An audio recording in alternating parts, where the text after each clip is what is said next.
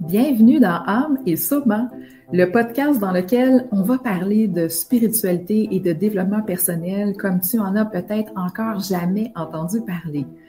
Mon nom c'est Clotilde, je suis lectrice akashique et coach somatique certifiée. Et l'invitation que j'ai pour toi ici, c'est de venir s'ouvrir au parcours de l'âme à travers l'aventure profondément humaine qui est celle de l'incarnation. Ici, on va ensemble reconnecter à notre essence avec authenticité. On va aller cultiver la curiosité de se découvrir et surtout aller trouver tout le courage d'habiter pleinement sa vérité et ce, sans compromis. Parce qu'incarner qui l'on est, c'est pas un concept, c'est un chemin vivant, un chemin sur lequel l'âme, le corps et l'esprit se rencontrent pour nous permettre d'être et de manifester pleinement notre vérité dans ce monde. Bienvenue! Bonjour tout le monde, alors bienvenue ou re-bienvenue après 3 ans de silence dans le tout nouveau podcast Âme et Soma. Alors je suis de retour après 3 ans d'abstinence. Un 3 ans où, mon Dieu, il s'est passé tellement de choses. Un 3 ans intense, un 3 ans qui a été nécessaire, un 3 ans pendant lequel j'ai définitivement agrandi mon terrain de jeu, j'ai ouvert mes horizons et où, surtout, je suis allée à la rencontre courageuse, sincère et authentique de moi-même.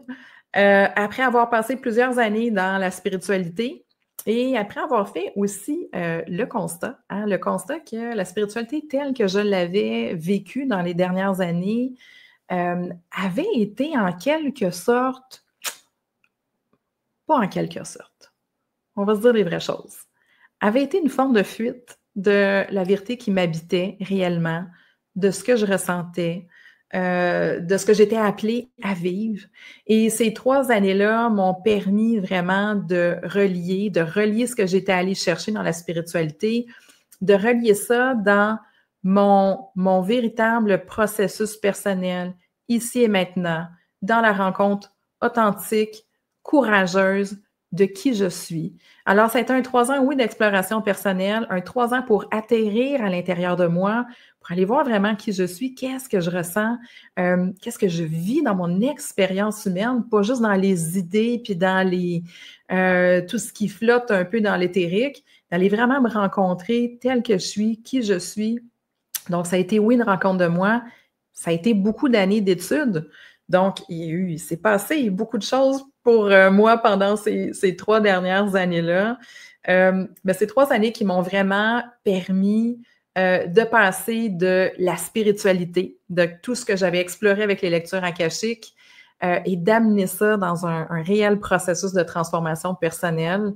Et aujourd'hui, je me sens prête à reprendre la parole, je me sens prête à partager avec vous tout ça.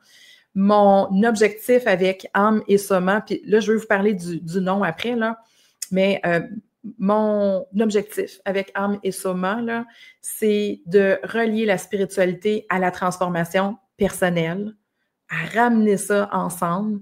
C'est aussi d'aller briser toutes les illusions, parce que Dieu sait que j'ai été là-dedans aussi pendant des années, d'aller défaire toutes les illusions qu'on peut entretenir dans le domaine spirituel, des illusions qui nous amènent des fois, comme j'ai dit, à fuir notre réalité, à rester dans des concepts, sans être capable de dire pleinement oui à notre vie, de dire pleinement oui à qui nous sommes, de dire pleinement oui à nos défis, à ce qu'on est appelé à rencontrer.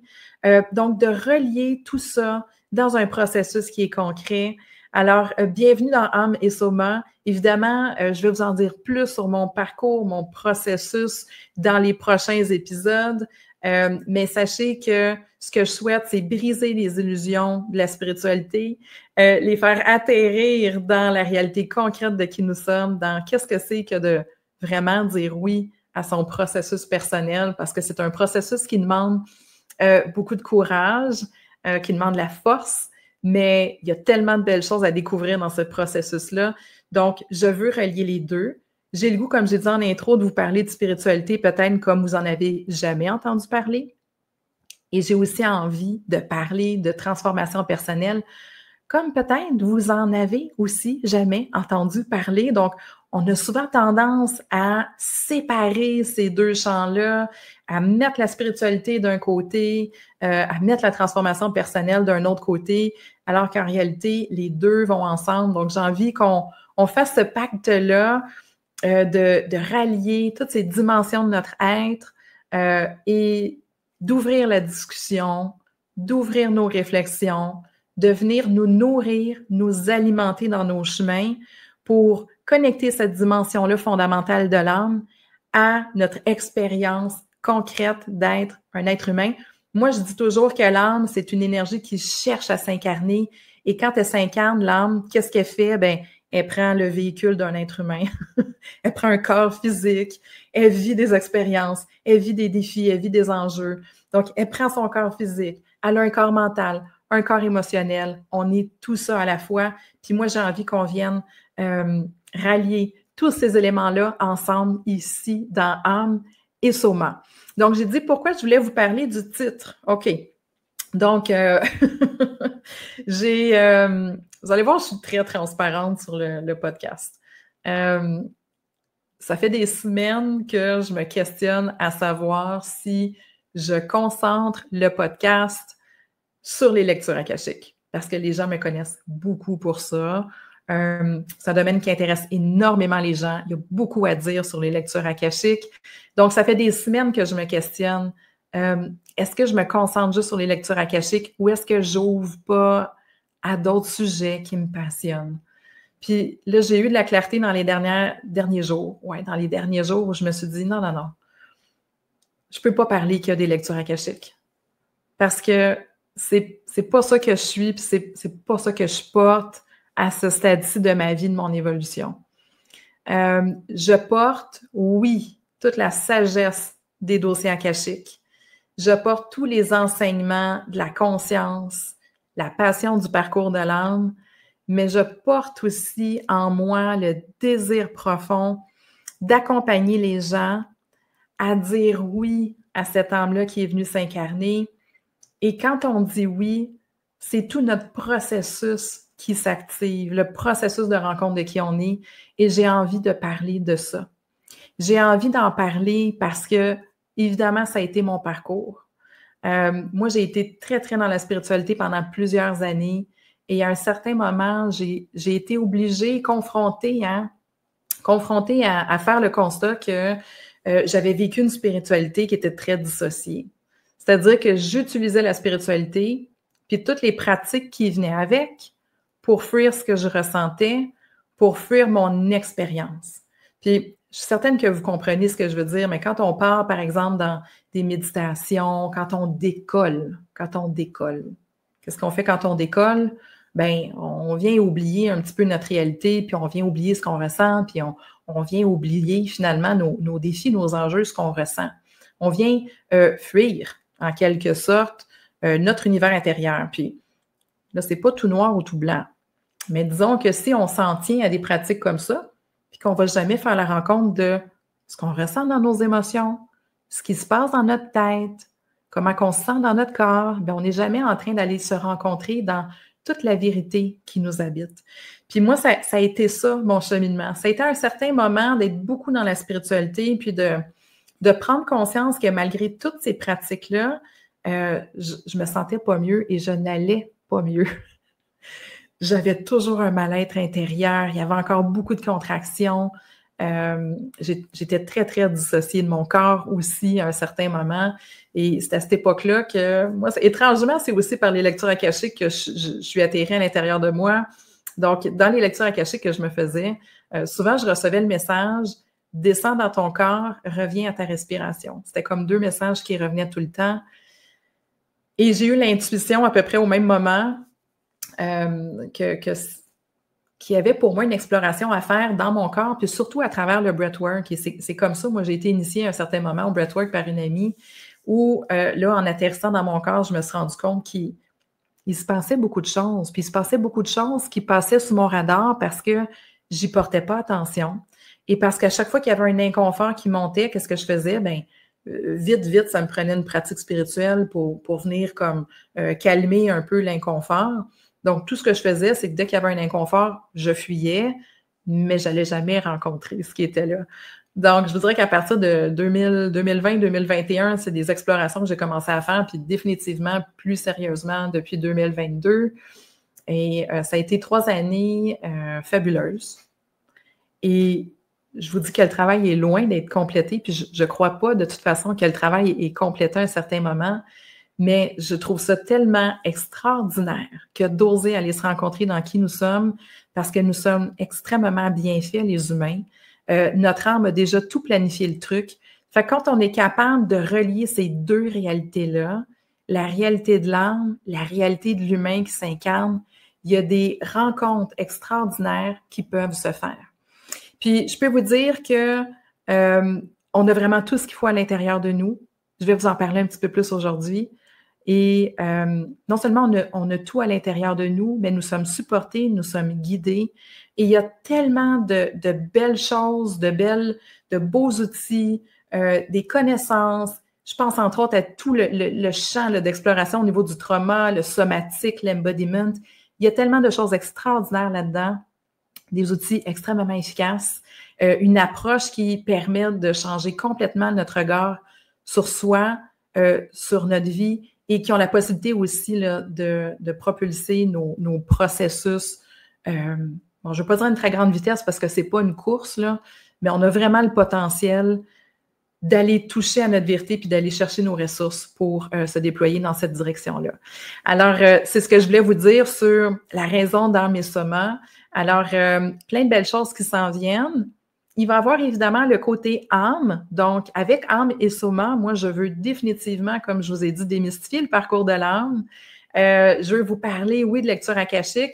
Vous allez voir dans les prochaines semaines, il va y avoir beaucoup d'invités qui vont être présents, qui vont vous partager leur parcours dans les dossiers akashiques, comment elles en sont venues à développer leur capacité à connecter aux dossiers akashiques, comment ça s'est passé pour elles, ce que ça a changé dans leur vie personnelle et professionnelle. Et il va y avoir aussi plein d'épisodes. Donc là, je suis animée par plein de thématiques que j'ai hâte et envie de vous partager. Voilà. Pourquoi le podcast en 2025? Pourquoi est-ce que je reviens dans ce format-là aujourd'hui? Alors, il s'est passé dans la dernière année beaucoup de remises en question, beaucoup de réflexions par rapport aux moyens que j'ai là, pour vous parler, pour communiquer ce que j'ai envie de communiquer, partager, tu sais, oui, mon expérience, mais mon expertise aussi, parce que j'ai fait beaucoup d'études dans les dernières années, ce qui me permet vraiment, comme j'ai dit, de relier tout ce qui est spirituel, le parcours de l'âme, dans une démarche de développement personnel qui est très concrète, très dans le ici et maintenant. Donc, moi, j'ai des choses à dire. Puis, dans les derniers mois, je dirais peut-être la dernière année, et je ne suis pas la seule à le dire, on a vu les comportements sur les réseaux sociaux changer beaucoup. En toute transparence, là, il y a 2, 3, 4 ans, si je lançais un programme, je faisais quelques stories sur Instagram, j'avais des gens qui s'inscrivaient, qui venaient. OK? Puis aujourd'hui, c'est absolument plus comme ça que ça se passe. On a l'impression en ce moment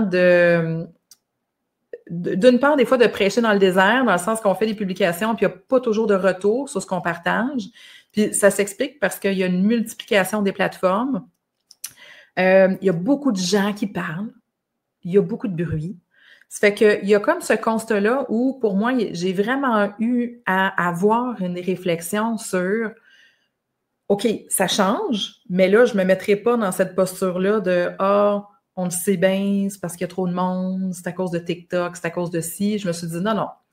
Là, s'il y a quelque chose qui se passe, il y a un défi qui est là, il y a une opportunité pour moi de voir c'est quoi dans le champ des possibles qui est là que je n'ai pas vu, puis qui m'appelle. Parce que quand quelque chose ne fonctionne plus comme ça fonctionnait, c'est parce qu'on est appelé à se tourner dans le champ des possibles, puis à trouver ce qui est là pour soi. Ça fait que, donc, il y a eu ces réflexions-là, puis je me suis dit, bon, ben moi, là, ce qui se passe avec les réseaux sociaux, là, je vais vous le dire, ce qui se passe, là, c'est que j'observe, d'une part, qu'il y a des trends, OK? Et il y a comme une certaine manière de faire aussi. Fait qu'on va nous proposer, par exemple, des formats très, très courts où il faut qu'on attire l'attention des gens en 32 secondes. Mais là, c'est parce que moi, je parle d'âme et de conscience. Là. Fait que je peux-tu vous dire qu'en 32 secondes, parler du dharma puis du karma puis de ces choses-là, c'est pas vraiment évident. Fait que il y a comme tout le format là, qu'on va nous proposer, là, qu'il faut comme rentrer dans cette case-là pour se démarquer, faire sa place. Puis de l'autre côté, il y a les trends. Où là, les trends, c'est quoi? C'est que, ben là, il faut comme suivre la tendance de telle danse. Faut que je me filme en faisant une niaiseuse, comme faut que je sois en train de laver mes vitres puis que je vous parle en même temps pour attirer votre œil, parce que si ça bouge pas, ça va pas comme susciter d'intérêt. Fait que là, tu sais, je dépeins le portrait en exagérant, là, mais c'est un peu ça. Le constat que je fais, c'est que si je veux continuer sur les réseaux sociaux en ce moment, là, faut que je suive les trends puis que je suive le moule. Puis ma réflexion, ça a été de dire, ça me tente pas. J'ai pas le goût. Ça me tente pas. Moi, j'ai envie de pouvoir aller en profondeur sur des sujets. J'ai envie de pouvoir réfléchir. J'ai envie d'amener les gens aussi à réfléchir. J'ai envie d'éveiller le discernement et la conscience chez les gens. Puis j'ai envie de me sentir libre. J'ai pas envie d'être obligée de rentrer dans un moule puis dans un format qui me convient pas. Ça fait que c'est là que l'idée du podcast et des infolettres. Donc ça, c'est comme une autre chose que je veux développer. C'est là que l'idée est revenue. Pourquoi? Parce que dans le podcast, je suis libre. Je suis libre de partager. Je suis libre du temps que je prends avec vous. Je suis libre d'aborder aussi des sujets puis d'y aller plus en profondeur, comme j'ai dit, de pas juste rester dans le superficiel. Parce que, je vous le dis, là, moi, ça me ressemble pas, le superficiel. Je me fais rire parce que je pense qu'il y a un meme qu'on voit des fois sur les réseaux sociaux. Tu sais, quand je suis dans une casual, une conversation casual, puis là, la personne commence à parler de principes vraiment très, très deep, ben, je suis capable d'être superficielle aussi dans la vie, mais vous comprenez que dans un contexte où j'ai envie de partager les enseignements, je veux qu'il se passe quelque chose chez vous, je veux que des lumières s'allument, je veux que vous connectiez avec ce que vous savez déjà, qu'est-ce qui est à l'intérieur de vous. Ben, moi, j'ai le goût qu'on aille en profondeur, j'ai le goût qu'on réfléchisse, j'ai le goût qu'on se pose des questions. Donc, je sais que dans le format podcast, je vais avoir cet espace-là, je vais avoir cette latitude-là de le faire. L'autre chose aussi, c'est que en mes sommats, je me suis beaucoup questionnée à savoir si je restais dans le podcast juste au niveau des lectures akashiques. Parce que c'est beaucoup comme ça que vous me connaissez. Mais avec tout le cheminement que j'ai fait dans les dernières années, je me suis dit, je ne peux pas rester aux lectures akashiques. Je peux pas. Je sais que si je fais ça, je renie une partie de moi, puis je renie des choses que j'ai envie de dire. Donc, c'est pour ça que j'ai ramené aussi la dimension transformation personnelle dans le podcast. Donc, le podcast arrive dans cette période-là où je sens que pour moi, c'est la voie vers laquelle je peux aller pour partager et je veux le faire dans un espace qui est libre, qui ne me restreint pas, mais qui me donne la latitude pour aller explorer différents sujets. Donc, c'est ça le podcast. Alors, avant de commencer, en fait, aujourd'hui, pour moi, c'était comme un épisode pour mettre la table, mettre la base de tout ce qu'on va aborder ensemble dans ce podcast-là. Et j'aime bien qu'on s'entende sur quelques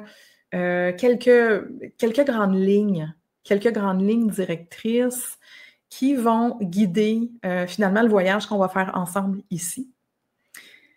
J'ai quelques lignes directrices à vous proposer. Je pense que j'en ai 5 ou 6. Là, je veux pas aller trop vers mes notes, mais en tout cas, je vais essayer d'y aller de manière naturelle. La première ligne directrice qui va teinter les échanges, là, c'est que notre âme est une dimension fondamentale. En fait, l'âme est notre dimension fondamentale. Et ça, c'est quelque chose qui revient, moi, dans tous mes enseignements, dans tous mes programmes. Et pourquoi est-ce que l'âme est notre dimension fondamentale? Pourquoi c'est si important? C'est que l'humain cherche constamment le sens de sa vie et sa place dans le monde. Et pour moi, quand on se pose ces questions-là, c'est qu'on cherche à connecter à notre âme. Parce que notre âme, elle porte quoi? Elle porte 2 éléments. Elle porte notre essence, c'est-à-dire qui nous sommes profondément, puis elle porte aussi ce que j'appelle notre plan de vie, notre plan de match. Donc, l'âme s'incarne avec une signature unique, qui nous sommes profondément, ce qui nous anime, nos passions, nos talents, nos dons. Et l'âme s'incarne aussi sachant ce qu'elle vient vivre, expérimenter et apprendre. Et chez les humains, là, c'est un besoin fondamental de comprendre ce qu'on est amené à vivre, de comprendre qui nous sommes, de comprendre notre place dans le monde, parce qu'on a besoin de sens. Le sens, c'est comprendre qu'est-ce qui se joue, qu'est-ce qu'on fait là, pourquoi est-ce qu'on vit ce qu'on vit. Et on a besoin aussi de contribution. On a besoin de sentir qu'on joue le rôle qu'on est appelé à jouer et qu'on a un impact autour de soi. Puis pour moi, parler de transformation personnelle sans parler d'âme ne fait aucun sens. Parce qu'on en vient à tourner en rond finalement, à essayer de trouver des réponses dans toutes sortes d'espaces, puis beaucoup dans notre mental, alors qu'on a la possibilité, puis beaucoup avec les lectures akashiques, en fait, c'est la base, on a la possibilité d'aller connecter à ces informations-là. Donc, c'est certain qu'on va parler de l'âme comme étant notre dimension fondamentale, puis je vais le faire beaucoup à travers les lectures akashiques, à travers des récits. Donc, il y a beaucoup d'étudiantes qui ont fait le parcours de formation, qui vont venir sur le podcast partager leurs expériences, vous partager qu'est-ce que ça a pu changer dans leur vie personnelle, dans leur vie professionnelle, parce que je peux vous en parler beaucoup, mais pour moi, il n'y a rien comme des témoignages de gens qui l'ont vécu aussi, parce que des fois, ben, vous allez trouver des affinités avec une personne versus une autre, ça va vous parler, puis peut-être ça va vous inspirer à aller dans cette direction-là. Donc, le premier principe, c'est que l'âme est notre dimension fondamentale. Et notre deuxième principe, c'est que ben, nous sommes des êtres complets et multidimensionnels. Okay, là, je ne parle pas de 5e, 8e, 10e dimension, là. Je vous parle de qui nous sommes dans notre incarnation. Nous sommes une âme, mais nous sommes une âme incarnée. Incarnée comment? Dans un corps humain. On est venu s'incarner dans un corps physique qui contient de l'énergie. On vit avec un corps mental. Puis là, vous savez, peut-être que votre mental est très, très, très présent, fait que vous savez qu'il est là. Toujours est-il qu'on s'incarne avec un corps mental, notre intellect, et on s'incarne avec notre corps émotionnel. Et ce qui m'anime dans les partages, dans ce que je vais transmettre ici, c'est cette notion-là on va appeler ça le holisme, c'est-à-dire on est des êtres holistique. L'approche ici, elle est holistique. On comprend que l'humain, c'est une âme dans un corps physique qui contient de l'énergie, qui a un corps mental, un intellect et un corps émotionnel. Puis si on veut se développer comme personne, ben on ne peut pas aller juste dans une direction puis pas prendre en considération les autres facettes de notre être. On doit intégrer tous ces éléments-là. Et c'est quand tous ces éléments-là s'intègrent qu'il y a l'harmonie intérieure qui s'installe puis qu'on peut avoir vraiment l'impression d'être. Ça fait que là, ça m'amène à vous parler du prochain principe, un principe là, avec lequel je suis comme tombée en amour cette année. Le principe s'appelle organicité et c'est un principe qui est enseigné, entre autres, dans une approche qui s'appelle Hakomi, H-A-K-O-M-I, qui est une approche en psychothérapie. Et le principe d'organicité, il dit ceci, puis d'ailleurs, ça s'inspire d'observations qui ont été faites dans la nature. Quand tous les systèmes d'un tout s'intègrent et travaillent ensemble, le tout peut se déployer dans son plein potentiel. Alors, vous avez peut-être déjà entendu dire que vous avez absolument tout à l'intérieur de vous, OK? Et le principe d'organicité, c'est un peu d'aller dans ce sens-là. C'est-à-dire que quand on harmonise chacune des facettes de notre être, il y a une intelligence qui se déploie, qui nous permet d'être en contact avec toutes les ressources à l'intérieur de nous. Donc, quand on travaille avec notre système, quand on travaille avec toutes les facettes de notre être, on est en mesure de contacter nos ressources intérieures. Fait que c'est ça le principe d'organicité, c'est que le système possède déjà ses propres solutions, ses propres clés. Et pour moi, c'est fabuleux de se dire ça dans nos parcours parce que ça nous permet de comprendre un autre principe spirituel qui nous est enseigné, qui est le suivant, qui est celui selon lequel tout ce qui nous est appelé à vivre, tout ce qu'on vit dans notre existence, c'est qu'on a à l'intérieur de nous, c'est parce qu'on a à l'intérieur de nous toutes les ressources pour y faire face. Dans le parcours de l'âme, puis peut-être qu'on va en reparler, l'âme va toujours provoquer des opportunités d'évoluer dans notre vie. Mais si elle le fait, c'est qu'elle sait que nous portons à l'intérieur de nous les ressources nécessaires pour y faire face. Fait que ça, c'est comme notre troisième principe, là, c'est qu'on a déjà tout à l'intérieur de nous et ça attend tout simplement d'être déployé. L'autre principe que je vous propose, il ressemble un peu au troisième, mais troisième ou deuxième? Troisième. Ouais, je rentre au quatrième. L'autre principe, c'est que je vous invite à passer du paradigme selon lequel, quand on travaille sur soi, on a cette idée qu'on doit travailler sur soi et se réparer. Donc, moi, je vous propose de passer de ce paradigme-là puis d'aller dans une autre manière de voir les choses. C'est-à-dire que le but n'est pas de se réparer, le but est de se découvrir. Le but, c'est d'apprendre et d'explorer. Donc, il n'y a personne qui est brisé. OK? Il n'y a personne qui a besoin de se libérer de quoi que ce soit. Puis ça, c'est quelque chose qu'on entend beaucoup dans le domaine spirituel. Il faut libérer, réparer. En fait, moi, ce que je vous propose ici, c'est, et si au lieu de vouloir se réparer, on cherchait plutôt à apprendre à se connaître? Et si de la connaissance de soi puis de ce qu'on découvre sur soi, bien, on n'obtenait pas finalement la clarté, les ressources et la connaissance pour pouvoir s'orienter puis marcher notre chemin dans la vie. Donc, de passer de cette idée-là où on est brisé et on doit se réparer à cette idée où le but du jeu, là, le but de la game ici qu'on vit les êtres humains, là, c'est tout simplement d'apprendre à se connaître. Pardon. C'est ça le but. Le but, c'est tout simplement d'apprendre à connaître qui on est. Et quand on a cette idée-là qu'on est là pour explorer, pour découvrir, qu'on est là dans l'ouverture, ça enlève tellement de poids sur nos épaules. Puis moi, cette idée-là, là, plutôt que de chercher à me réparer, de chercher à me connaître et à m'explorer, là, ça a été un shift total dans ma vie. Ça m'a vraiment permis là, d'ouvrir des possibilités là où je pensais que j'étais complètement coincée. Quand on comprend qu'il y a juste des opportunités qui nous sont données pour mieux se connaître, pour être créatif, pour découvrir des nouvelles choses, il n'y a plus rien qui peut nous arrêter.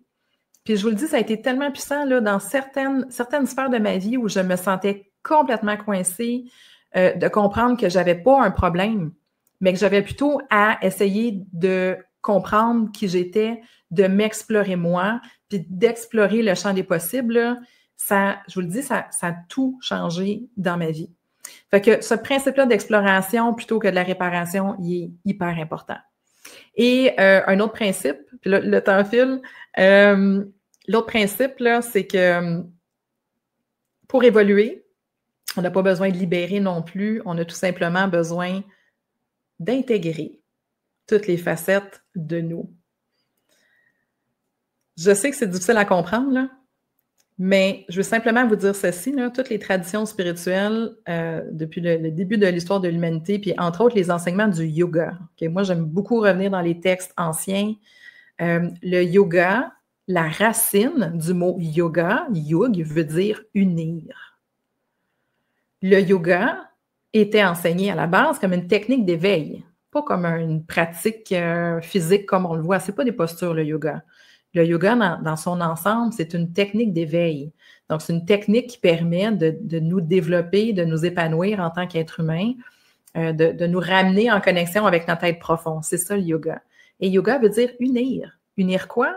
Unir notre humain avec notre divin, mais ça veut aussi dire unir toutes les facettes de nous où nous sommes séparés, en conflit, où il y a comme une espèce de lutte intérieure. Ça veut dire aussi unir notre ombre et notre lumière, de se ramener un dans toutes les facettes de nous. OK? Ça fait que je vous ai parlé d'exploration versus de réparation, puis là, je vous parle d'intégration.